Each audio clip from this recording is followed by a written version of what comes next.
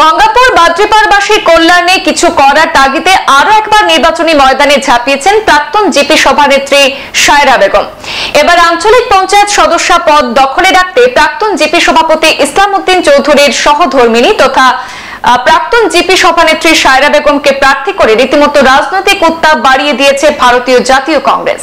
স্বামী স্ত্রী উভয়ই বিগত 2 কার্যকালে গঙ্গাপুর বাদ্রিপাড় জিপির সভাপতি এবং সভানেত্রীর দায়িত্ব সামলেছিলেন।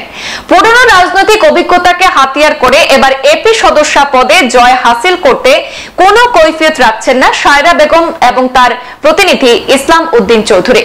ভোটে জয়লাভ করে জিপি এলাকার শান্তি সম্প্রীতি রক্ষার পাশাপাশি সার্বিক উন্নয়নে এগিয়ে নিয়ে যাওয়ায় মূল লক্ষ্য বলে মন্তব্য করে জিপির সর্বস্তরের জনতাকে কংগ্রেসের হাত প্রতীক চিহ্নে ভরসা রাখার আহ্বান জানিয়েছেন।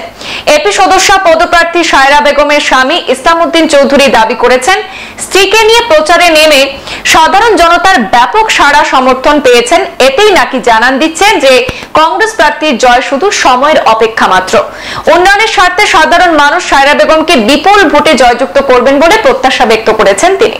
নমস্কার। আসন্ন পঞ্চায়েত নির্বাচনে 53 নং বাদ্রিপাড় গঙ্গাপুর বাদ্রিপাড় জিপির আঞ্চলিক পঞ্চায়েত সদস্য পদে আমি সায়রা বেগম কংগ্রেস দলে মনোনীত প্রার্থী হিসাবে ময়দানে অভ্যর্থীন হয়েছিল। আগামী 2 মে উন্নয়নের সাথে হাত প্রতীক চিহ্নে ভোট দিয়ে জয়যুক্ত করতে অনুরোধ জানাই।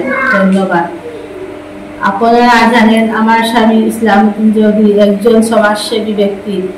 এলাকা প্রত্যেক মানুষের সঙ্গে দুঃখে সুখে পাশে থাকেন। এই জিপির 2বার পঞ্চায়েত ছিলেন আমার স্বামী, তাই আমাকে ভোট দেওয়ার জন্য সবাইকে অনুরোধ জানাই। ধন্যবাদ। সংবাদ এই পর্যন্তই। পরবর্তী অন্যান্য আপডেট পেতে আমাদের সাথে থাকুন। ধন্যবাদ।